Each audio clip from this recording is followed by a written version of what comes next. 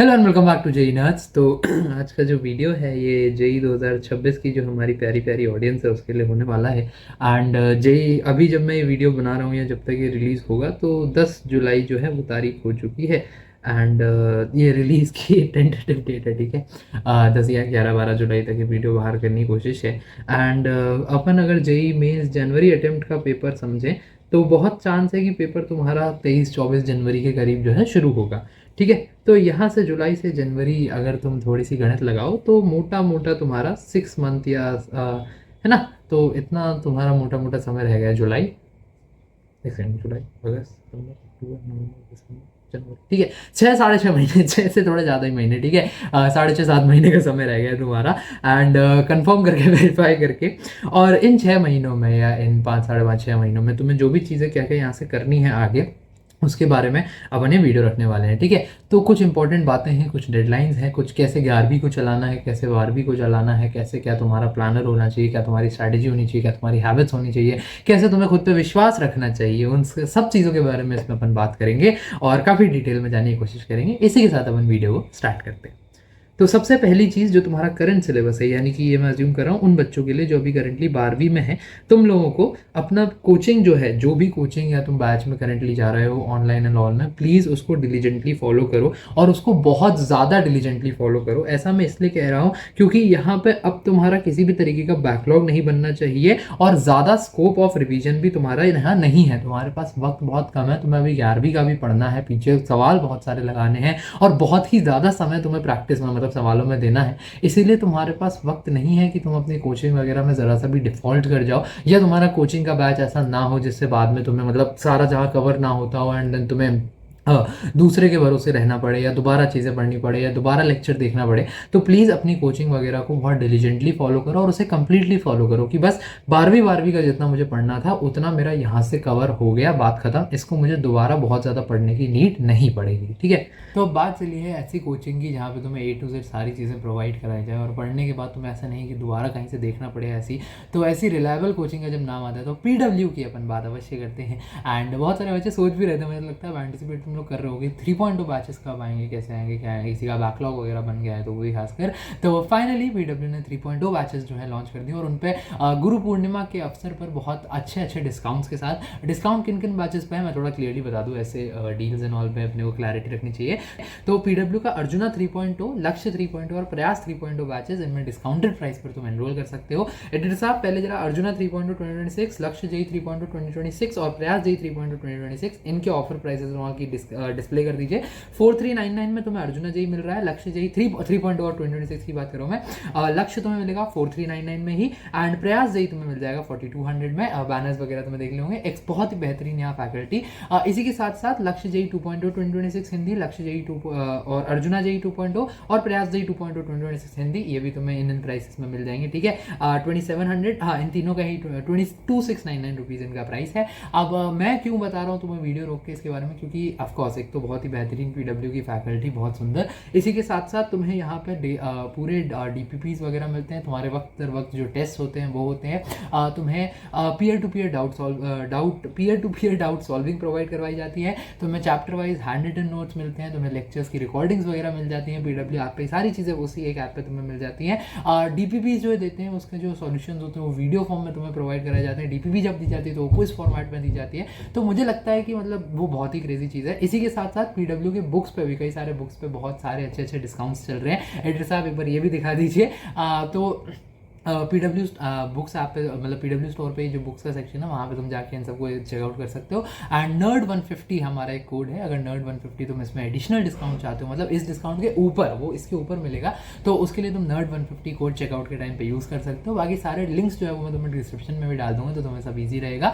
तो कर कह रहे हो अभी जाओ डिस्क्रिप्शन में चेक करो और PW बैचेस में एनरोल करो। मतलब इतना रिलायबल, डिपेंडेंट और ऐसी जो एंड टू एंड सारी चीज़ें देने वाली कोचिंग्स बहुत कम ही है, तो फटाफट जाओ इसको चेकआउट करो। Coming back to the video now, एक बात जो यहाँ पे रह गई थी वो ये कि तुम्हारी प्रैक्टिस सॉल्विंग में, क्योंकि इस समय थोड़ा वक्त जो है वो तुम्हारे पास कम है, तो तुम्हारी पीवाईक्यूज जो है वो तुम्हारी पहली प्रेफरेंस रहनी चाहिए, देन कुछ भी और, ठीक है। अक्सर मैं जब 12वीं की पढ़ाई होती है तो उसके लिए कहता हूँ कि एक प्रॉपर मेथडोलॉजी है कि तुम डीपीपी करो या होमवर्क पहले करो, फिर डीपीपी करो, फिर उसके बाद अपने मॉड्यूल वगैरह के सवाल लगाओ, फिर उसके बाद तुम पीवाईक्यू पे आओ, जो कि सही अप्रोच है, जो कि मैं खुद ही एडवाइस करता हूँ। बट क्योंकि अब वक्त बहुत ज़्यादा कम बचा है तो ये वाला स्टेप तुम थोड़ा सा स्किप कर सकते हो, मॉड्यूल या रेफरेंस बुक वाला।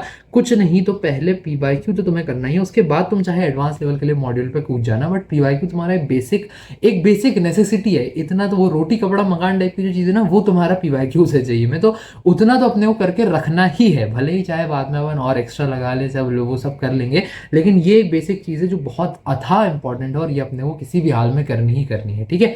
अगली बात पर चलते हैं, जो 11वीं कक्षा, अगर 11 मतलब ऐसा नहीं कि उनके लिए जो भी 11वीं कक्षा में है, तुम ही जो 2026 वाला उनको 11वीं के लिए क्या करना है, थ्योरी रिवीजन अपना फटाफट फटाफट करना है। शॉर्ट नोट्स का इसके लिए तुम अपने इस्तेमाल कर सकते हो, जैसे जो भी मतलब तुमने शॉर्ट नोट्स वगैरह बनाए हुए हैं, ऑल दैट इज फाइन, वो तुम्हारे काम आ जाएंगे। किसी चैप्टर की तुम्हें बिल्कुल ही जीरो नॉलेज है तो उसके लिए तुम वन शॉट्स का इस्तेमाल करो। रिवीजन के लिए वन शॉट जो है बहुत तगड़ा टूल है। मैं अक्सर एडवाइस करता हूँ कि अगर बिल्कुल ही नॉलेज नहीं है तो वन शॉट्स मत देखो, बट अगेन वक्त की थोड़ी सी पाबंदी है, तो ऐसे में ना 8 से 10 घंटे का तुम वन शॉट देख सकते हो।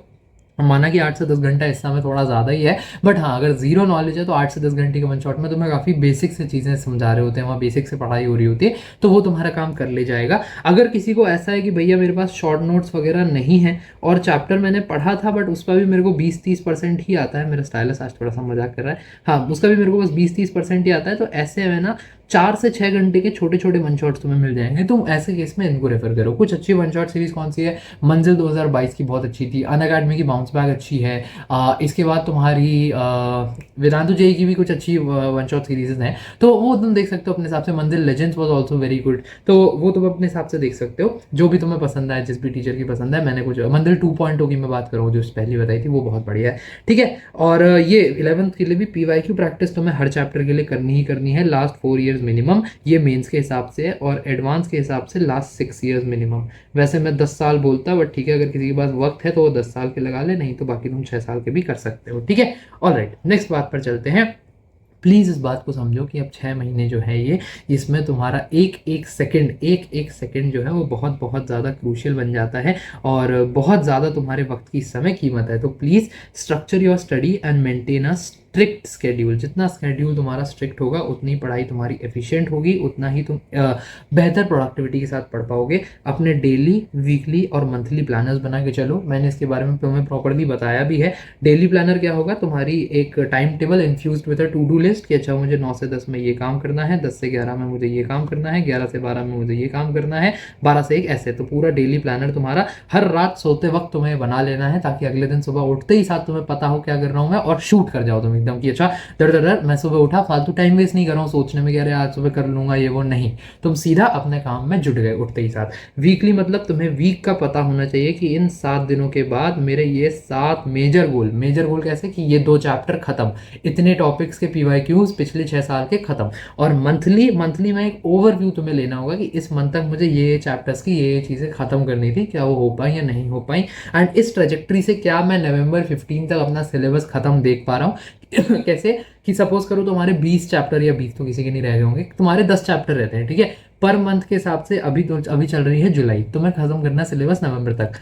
जुलाई, अगस्त, सितंबर, अक्टूबर, नवंबर, 5 महीने हैं, 10 चैप्टर हैं, बीच में तुम्हारे सितंबर में हाफ ईयरली के पेपर हो जाएंगे, तो सितंबर तुम्हारे पास आधा है, तो 4.5 महीने में तुम्हें 10 चैप्टर खत्म करने हैं विद प्रैक्टिस एंड एवरीथिंग, है ना। ये मैं एग्जांपल दे रहा हूँ, किसी के ज़्यादा बचे होंगे, किसी का कम बचा होगा, किसी का बैकलॉग बचा होगा, तो हर मंथ में अच्छा मुझे तो इस मंथ में ये 1.5-2 चैप्टर, इतना बैकलॉग का कवरेज और इतने प्रैक्टिस के वीवाईक्यू ये करने हैं। इस हिसाब से मैं अपने आप को फिर जब मैं 4.5 से मल्टीप्लाई करता हूँ तो मैं हाँ देख पा रहा हूँ कि नवंबर एंड तक मेरा सिलेबस जो है वो समाप्त हो जाएगा। अब इसमें भी थोड़े बहुत तुम्हें अपना देखना पड़ेगा कि अच्छा मेरा स्कूल का स्केड्यूल क्या है। जैसे मैंने फैक्टर किया कि सितंबर में मिड टर्म के पेपर होते हैं, तो वो तुम्हें देखना पड़ेगा अपने हिसाब से, जैसे वो अपने हिसाब से। आई एम तुम प्रीटी श्योर तुम लोग इंटेलिजेंट हो, बट हाँ this model should work for you, ठीक है। You should know very precisely, मैंने बता दिया मॉर्निंग वाला point, and this will double your efficiency, and this does double your efficiency, this works wonders for you, so please try to follow this, this will help you a lot, ठीक है। अब एक जो major सवाल यहाँ देखोगे तो मैंने स्लाइड खाली छोड़ी है, इसमें कोई सब पॉइंट्स नहीं, आंसर्स नहीं है कि minimum number of questions in a day कितना होना चाहिए। तो देखो एक आइडियल जो जवाब है वो ये कहता है कि 30 क्वेश्चंस पर सब्जेक्ट, ठीक है। बट मेरा ऐसा मानना है कि ये सही जवाब नहीं है। मेरी कोशिश है कि 100 सवाल, ठीक है, 100 क्वेश्चन अ डे का प्लीज़ कोशिश करो। किसी को ज़्यादा लग रहा होगा, मैं समझ रहा हूँ अभी तुम्हें ज़्यादा लग रहा होगा, बट इस बात को समझो कि सारे मैथमेटिक्स के 100 क्वेश्चन नहीं है जो तुम्हारा 20-20 30-30 मिनट ले जाए, ठीक है। जिसमें तुम अब फिजिक्स के सवाल लगाने जाओगे तो स्लाइटली तुम्हें मेहनत करवाएंगे, मैथमेटिक्स की बहुत मेहनत करवाएंगे, केमिस्ट्री के तो तुम इनऑर्गेनिक के 30 सवाल कर ले जाओगे, तुम्हें पता ही नहीं चलेगा, बिकॉज इट्स जस्ट फैक्ट्स, है ना। तो वो हर सब्जेक्ट के हिसाब से तुम्हें देखना पड़ेगा। बाकी इसका एक पैमाना तो नंबर ऑफ क्वेश्चंस को छोड़ के ये पैमाना भी हो सकता है कि तुम टाइम डेडिकेट कर दो, या तो है ना, कि केमिस्ट्री की प्रैक्टिस और उसको टाइम वाइज कर लो, और मैथमेटिक्स की प्रैक्टिस को तुम इसके नंबर ऑफ क्वेश्चंस वाइज कर लो। कई बार बच्चे जो होते हैं वो हताश हो जाते हैं मैथमेटिक्स में कि भैया मैं मैथ्स के 15 क्वेश्चन जो है ये करने में मुझे 1.5 घंटा लग जाता है सपोज, या 2 घंटा लग जाता है, ठीक है। 1 घंटा तो ठीक है किसी को भी लगता है, तो उस 15 क्वेश्चन 1 घंटा 4 मिनट तो जेई मेंस दे देता है यार तुम्हें, वो कोई बात नहीं है। बट ये है कि हाँ 1.5 घंटा 2 घंटा लग जाता है, तो मैं भैया इतने में क्या करूँ। अच्छा 15 क्वेश्चन का 1 घंटा जो मैंने जेई मेंस का वो बताया वो थोड़ा सा वैसे 25 क्वेश्चन करने होते हैं 1 घंटे में, 15 क्वेश्चन 1 घंटे। कि मैथमेटिक्स में अगर तुम 15 क्वेश्चन भी सही कर ले जाओ 60 नंबर पे तो तुम्हारी बहुत, वरना कमेंट्स में बहुत ज्ञानी मैथमेटिशियंस हैं जो कमेंट्स में आके बताने लग जाएंगे भैया 15 नहीं 25, जेई मेंस का पेपर नहीं पता क्या ये वो। तो मैंने उस हिसाब से बताया। बट हाँ तो 15 क्वेश्चन भैया 2 घंटे में हो रहे हैं, एफिशिएंसी नहीं आ रही और बड़े परेशान हो जाते हैं बालक। देखो एफिशिएंसी नहीं आ रही, क्वेश्चंस में टाइम लग रहा है, इसका मतलब ये है तुमने प्रैक्टिस में थोड़ा वक्त कम दिया है। जैसे जैसे तुम देखोगे 15 20 30 40 50 ऐसे तुम सवाल लगाते जाओगे ना जब, और टाइम बाउंड मैनर में लगाते जाओगे, तो तुम्हारी स्पीड अपने आप बढ़ेगी, तुम्हारी एफिशिएंसी अपने आप बढ़ेगी। प्रैक्टिस के साथ साथ ही ये चीज़ें तुम्हारी बेहतर होती जाती हैं। तो ऐसा नहीं है कि तुम्हें ऐसे डे वन पे ही तुम सब लोग ऐसे बिल्कुल ही 15 क्वेश्चन ऐसे आधे घंटे में करने लगा, ऐसा नहीं होगा। धीमे धीमे प्रैक्टिस करोगे तो आदत बनेगी तुम्हारी और तुम कर ले जाओगे, ऐसा नहीं है। बट खुद को वो वक्त देना पड़ेगा, खुद को वो स्लैक देना पड़ेगा जो तुम शायद अभी नहीं दे रहे हो, ठीक है। तो प्लीज़ इस बात को देखो। एंड अगली बात जो बहुत बहुत इंपॉर्टेंट और मुझे लगता है एक अच्छा सेगवे भी क्रिएट हो गया इस पॉइंटर के लिए, कि please please believe in your self.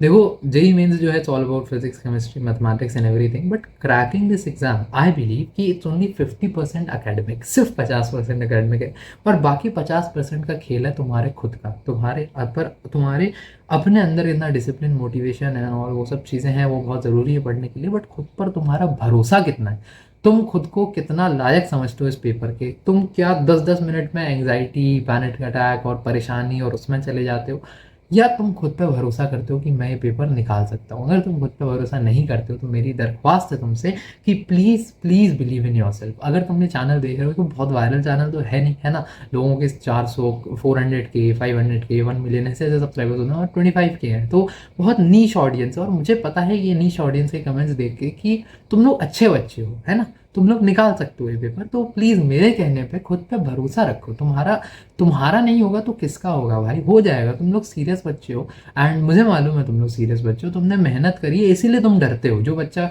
को लगता है भैया मेरे से नहीं होगा, मुझसे नहीं हो पा रहा, मैं बहुत परेशान हूँ दुखी हूँ, वो इसीलिए परेशान होता है क्योंकि उसने अपनी हैसियत से जितना उसको लगता था उससे ज़्यादा मेहनत करी है ना।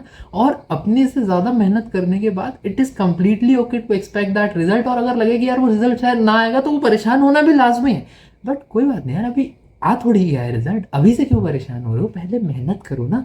मेहनत तुम कर रहे हो मैं समझ रहा हूँ, बट इतना बीच में इतना परेशान होकर मेहनत में सिर्फ अड़ंगा आएगा। तो प्लीज़ खुद पे भरोसा करना शुरू करो कि ये पेपर मेरे लिए ही बना है, मेरे जैसे बच्चे के लिए ही बनाया जाता है, कि मैं अपने हैसियत से ज़्यादा मेहनत करूँ और ऐसे पेपर को क्रैक करूँ, और तुम इस पेपर को क्रैक करोगे, ठीक है। तो please start believing in yourself. और towards the end of the video मैं तुम्हें कुछ और रिफाइंड तरीके से डेडलाइंस जो हैं वो देना चाहता हूँ। सबसे पहला तुम्हारा क्लास 11th कंप्लीशन कब तक हो जाना चाहिए तुम्हारा, तो दिसंबर फर्स्ट वीक तक मुझे ऐसा लगता है कि तुम्हारे क्लास 11th का सारा सिलेबस खत्म हो जाना चाहिए, रिवीजन एंड प्रैक्टिस, ठीक है। इसका टाइम मैंने क्लास 12th कंप्लीशन के बाद रखा है थोड़ा सा, क्योंकि मुझे ऐसा लगता है कि 11th कंप्लीशन में थोड़ा वक्त ज़्यादा लग जाता है, क्योंकि वो तुम साइड बाय साइड थोड़ा थोड़ा वक्त निकाल के कर रहे होते हो। नवंबर मिड तक तुम्हारा 12वीं का सिलेबस खत्म हो जाना चाहिए। 5 फुल सिलेबस मॉक टेस्ट तुम्हें दिसंबर मिड तक दे दिए होने चाहिए, और लास्ट 5 ईयर के PYQs तुम्हारे सारे हाई वेटेज चैप्टर्स के दिसंबर मैं यहाँ चाहूँगा फर्स्ट वीक, ठीक है। मैंने यहाँ लिखना भूल गया, दिसंबर फर्स्ट वीक तक हमारे सारे हाई वेटेज चैप्टर्स के एटलीस्ट PYQs जो है वो डन हो जाने चाहिए, ठीक है। हाई वेटेज चैप्टर्स के लिए अभी कुछ दिनों में, आने वाले दिनों में, मैंने जो बात हुई थी हमारी कि चैप्टर वाइज सब्जेक्ट वाइज अपन प्लानर्स लाने वाले हैं, उसके लिए भी वो तैयार है एंड उसमें हाई वेटेज इन ऑल सब दे दिया है मैंने, ठीक है। तो ये सारी कुछ डेडलाइंस हैं। बाकी और भी कोई दिक्कत वगैरह हो तो तुम कमेंट्स में हमें बता सकते हो। पढ़ाई करते रहो। All the very best. Good bye.